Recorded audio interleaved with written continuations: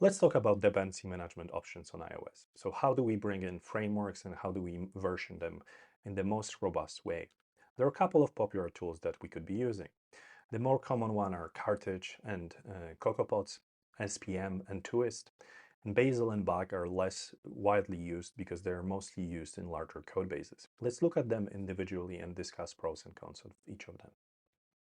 CocoaPods and Carthage have been used by the community for over a decade. They are fully open source. They have been created by other members of our community, so they have been extremely widely adopted in larger code bases over the years. And they utilize different model because CocoaPods utilize the idea of centralized model, which means that your pods have to register in a central repository that anyone can be looking for, which makes it easy to find the kind of frameworks you're interested in. Carthage, on the other hand, is using decentralized model where you have to find your frameworks first and then use Carthage to embed them into your project. Carthage is also less automated than CocoaPods is.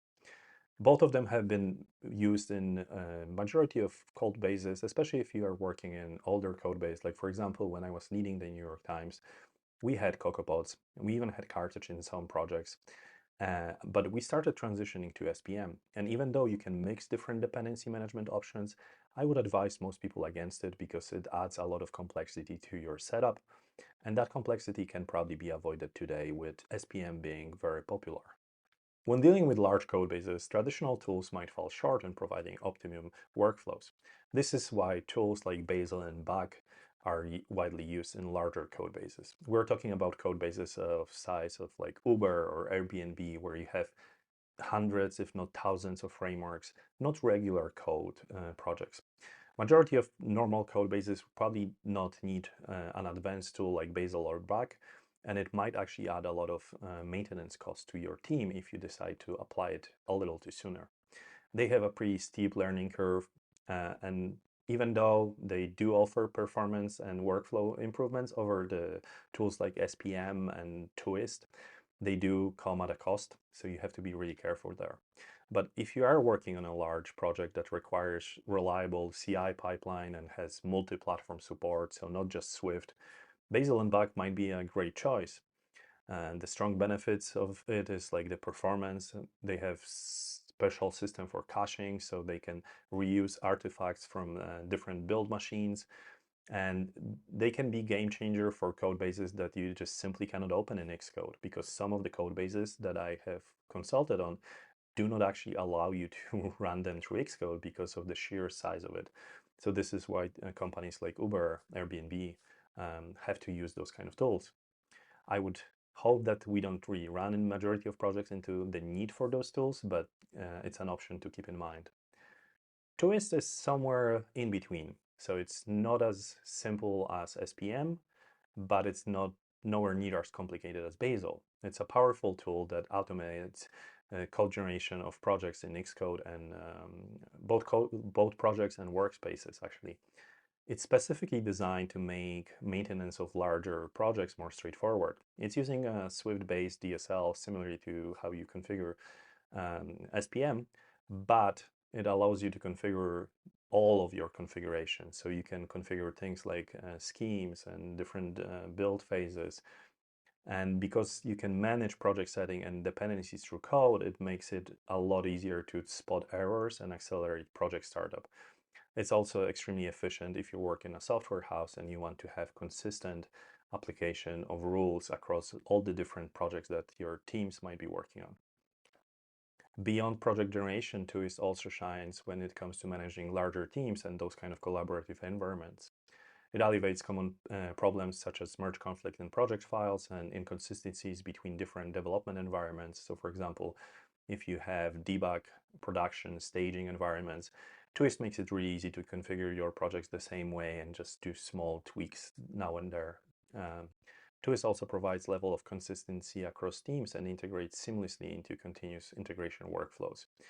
It works with a lot of community tools like my own Sorcery. It has a lot of integrations. It's a really great tool that if SPM wouldn't cover your needs, I would say Twist is probably the next thing I would be looking at.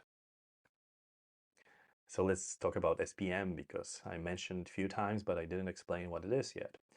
Swift Package Manager functions as a native Apple solution for dealing with dependencies.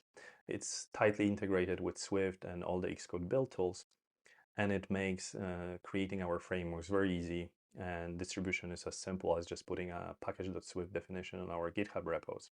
Apart from catering for package management, SPM also prompts adoption of Swift across all of our setup, which is convenient for a lot of engineers. I personally don't have a problem using multiple languages in the projects I work on, but I know that a lot of people would prefer to just use Swift everywhere. The core strength of SPM lies in its integration with Xcode tooling and the build system, enabling developers to easily define packages, dependencies, target, and products all in the Package.swift manifest file. SPM ease of use coupled with its capabilities make it a very comprehensive solution for managing Swift packages through their whole lifecycle. SPM also fosters growth of Swift-centric libraries and frameworks by enabling sharing code across all Swift platforms, essentially establishing a unified Swift ecosystem. So there's no need to install Ruby or brew, install anything. It just all comes prepackaged. You can simply download your Xcode when you're starting programming, and you just can use SPM immediately. And the inclusion of all the platforms, so like iOS, macOS, watchOS, tvOS, all of them work with SPM very well, so you can do a lot of code reuse if you use SPM directly. One of the defining traits of SPM is the resolution of dependencies based on semantic versioning. I would advise you always use exact semantic versioning, or at least most of the time, because one of the issues with SPM that might happen is that you go to a coffee shop and SPM suddenly decides, oh, I have to update all my frameworks, and it might take a while on a spotty Wi-Fi network. I usually do a very explicit versioning for my own projects. And to ensure a secure package management experience, SPM supports validation through checksums. So you're less likely to be attacked by a third party if you use SPM. So that's a nice benefit of it. SPM also handles local and remote packages in the same way, so it simplifies management across our workflows. The process of adding, updating, managing dependencies is really straightforward. Either package.swift definition or add it in the Xcode itself.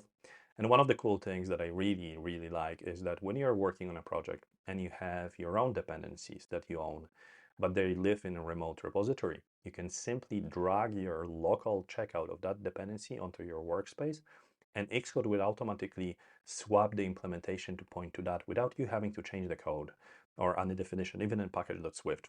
This allows you to develop your framework without having to do any changes to the codebase that you are testing it in, which is really beautiful, and whoever did it, thank you. And because SPM is designed specifically for Swift project, it employs strategies such as incremental builds, parallelization, and caching to minimize our build times. This is especially beneficial for larger code bases where build speed is a crucial factor. While SPM has all of those benefits and it simplifies managing our dependencies by removing the need for external scripts, tools, installing Ruby, or doing anything else, simply just write your description in Package.swift, it may not offer some of the advantages that some of the tools I mentioned before have, like the more advanced tools. So there is always a trade-off. I would say that SPM is a very good choice for majority of projects. And if you cannot use it, then I would evaluate Twist first and then look into Bazel or Bug as a last option because of the learning curve of those tools. SPM easiest, Twist is pretty straightforward. Bazel and Bug actually requires a lot of thought.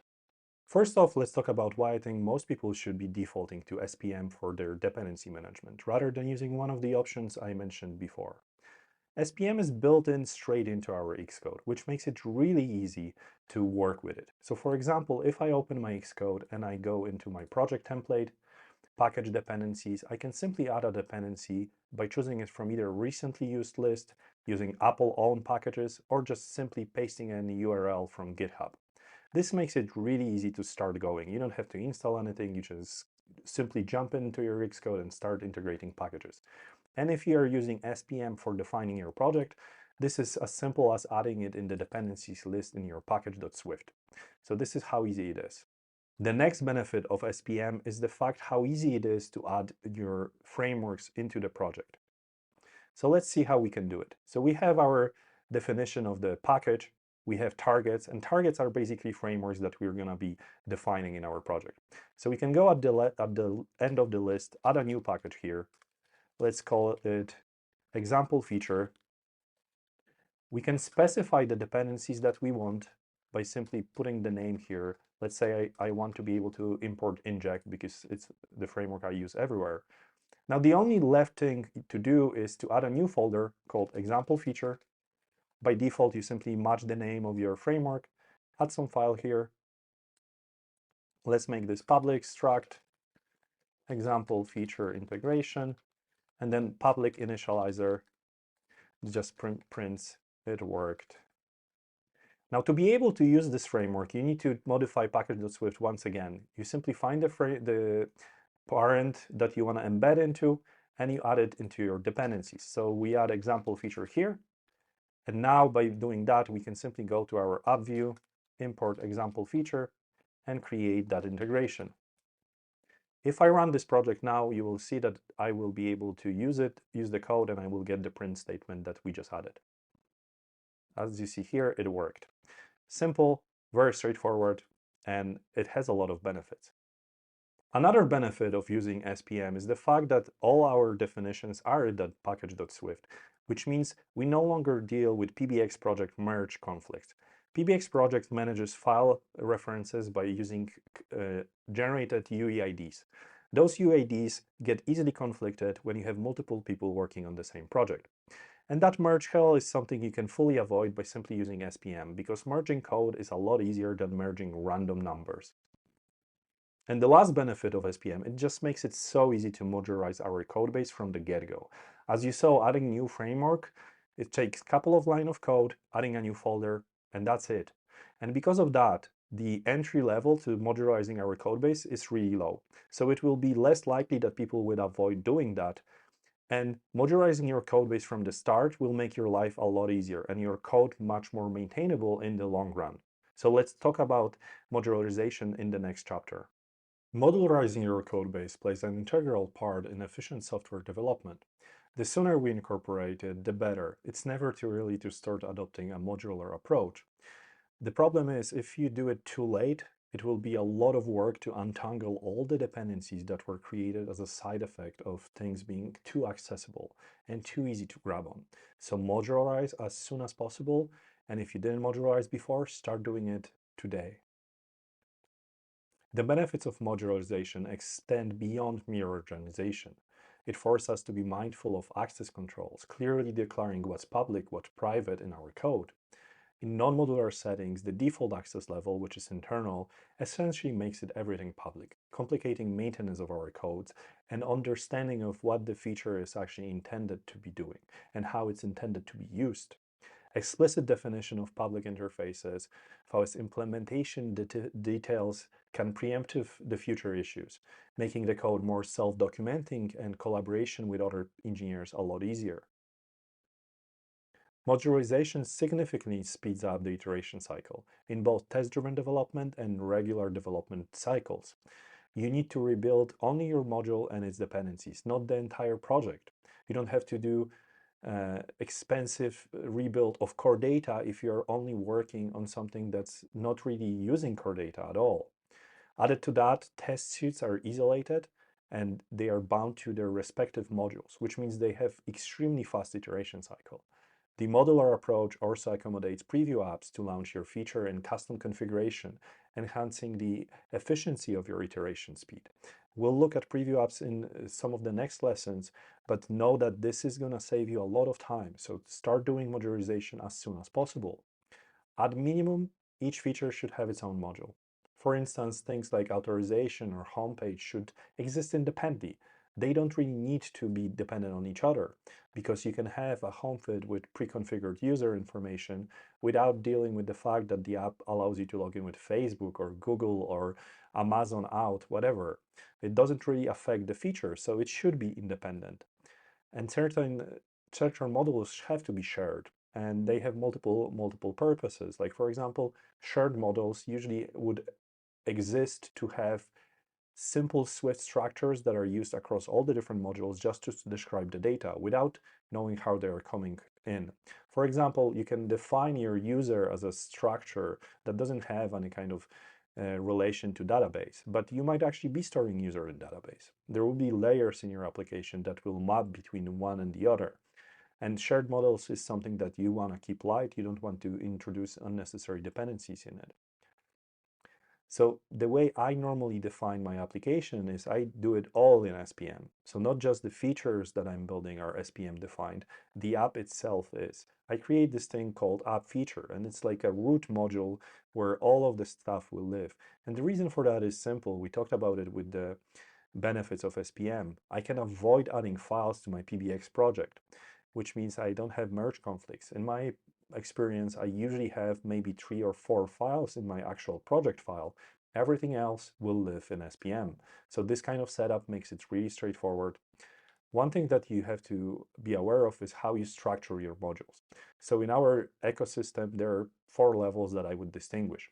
We have a top level, which comprises of apps, preview apps, widgets. Those are built in using the second level of features, which are usually sets of user stories. To support those features, we have a third level, which are usually dependencies and libraries like API client. The foundational level is core modules, and that would comprise the shared models, shared views, and similar components. This structured, tiered approach helps ensure a clear, organized, and maintainable code base. One important thing to note is the dependency graph pointing upwards, meaning that the app can include features, but features can never include the application module. The same goes for all the levels. You wouldn't want something like shared models to include core data extensions, because that would cause everything in your app to depend on this, which can be really slow to compile and cause unnecessary abstraction leak, causing your code in other layers to depend upon core data. You never want to do that, so make sure that you structure your layers correctly and avoid any kind of circular graphs. Usually this kind of setup with 4 levels works for majority of projects. Let's talk about a couple simple tips you can use to improve your Package.swift configuration and streamline your development with SPM. Let's begin with simple but powerful customization you can apply in your Package.swift file. Since it's a normal Swift file, you can build constructs and extensions into it just like any other Swift code you write daily. Here's a practical example. We're often required to create a single target library, and traditionally this requires you to mention the library name twice. It's repetitive and prone to errors. To alleviate this, consider adding a simple extension on your product type, allowing you to simplify the creation process and avoid unnecessary repetitions. This can not only save time, but also makes our code clearer and less error prone. Moving on, let's consider the scenario where your package requires different dependencies for different platforms. You don't want to clutter your package or bog down platforms with unneeded dependencies. Swift got you covered with conditional dependencies. You can add the directive when to your dependency configuration to tie it to a specific platform. This ensures that your package remains lightweight and only includes what's really essential for that platform to run, which makes it better for build performance and maintaining our codebase clean. For those of you managing packages with vast array of dependencies, you can simplify that setup by defining common groups of dependencies as arrays and reuse them across various targets. This method not only enhances the organization of our Package.swift, but also minimizes the hassle of updating dependencies, a common task that can really become tedious as your project grows. Implementing this structure means making changes in a single central location rather than scattering updates across multiple targets. It's an easy and elegant way to manage your dependencies and maintain clean and well-organized package file. And finally, if you're using plugins, then you can automatically inject them into all your targets by adding a simple map statement in your Package.swift definition. Let's talk about continuous integration. In today's world, it's really hard to imagine working without continuous integration. Continuous integration, or CI for short, is simply a system that has your back and can support your development. Imagine this scenario. You just pushed your latest commit but forgot to run your tests. CI has your back with automatic integrations. CI can run your tests on every pull request, enabling test-driven development practices, even if you overlook running your test locally. And this can save you from a lot of potential issues before they wake they make their way to production, to your users, and that you always want to prevent that. But CI doesn't just stop at testing. It can extend its utility to deployment. It can deploy your updates directly to your test flight users, ensuring very streamlined process between you creating an update of your application and users being able to provide you with feedback. Moreover, CI can automate a lot of mundane tasks that are necessary whenever you have to update marketing assets, for example. Like, for example, you can set up CI to record screenshots of your application in different languages and then deploy it directly to your App Store page to make sure that they are always up to date with the current version of the application. This task could be really mundane if you were doing it manually. If you have multiple languages and multiple screenshots, there is a lot of work to do there. But you can set it up once with proper CI configuration and then have a machine take care of it for you. And to encapsulate the embracing of CI can transform your development workflow from a bunch of manual steps into a fully automated symphony. It not only saves time, but it reduces the chance of human errors, ensuring that your focus remains on crafting the best possible app for your users, while the CI deals with all the repetitive tasks in the background. The landscape of CI tools is very diverse. There's a lot of options. The three prominent ones are GitHub Actions, Bitrise, and Xcode Cloud. GitHub Actions is obviously integrated into our GitHub repositories.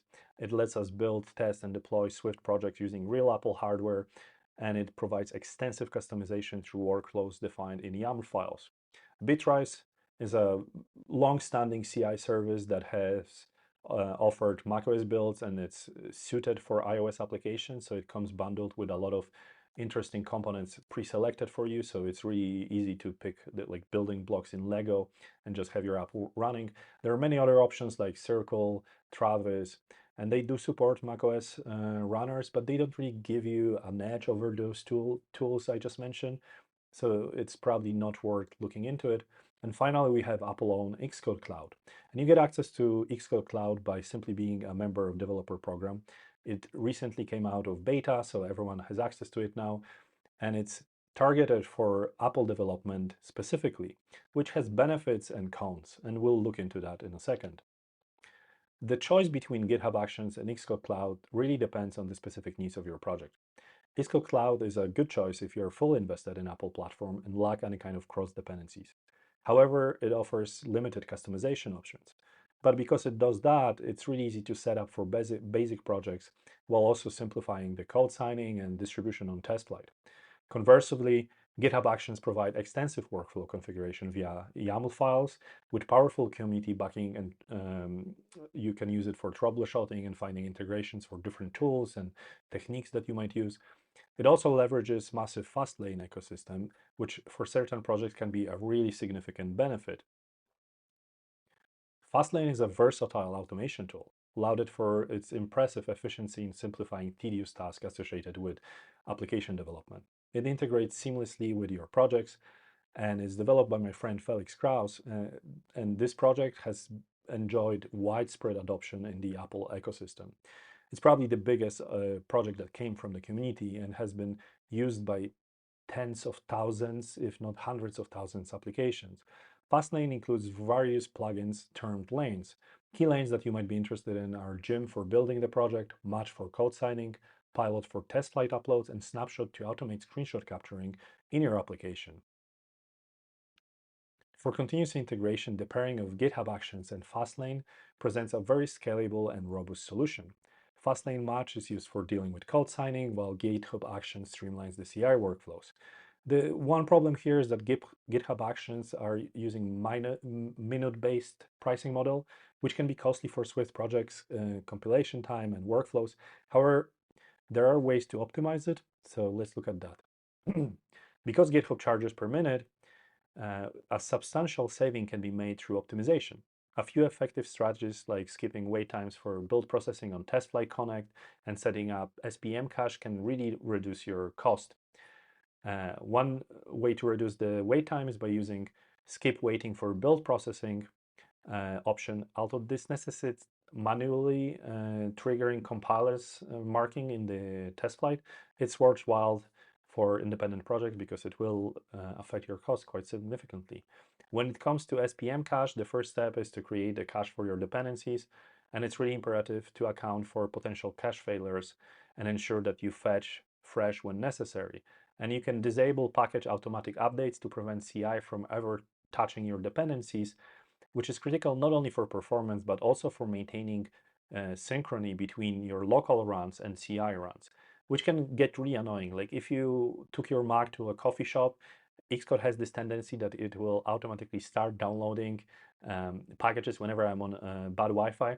So this can prevent that. And finally, enabling skip package dependency resolution ensures that CI only uses our cache instead of doing that manual thing that randomly chooses to update.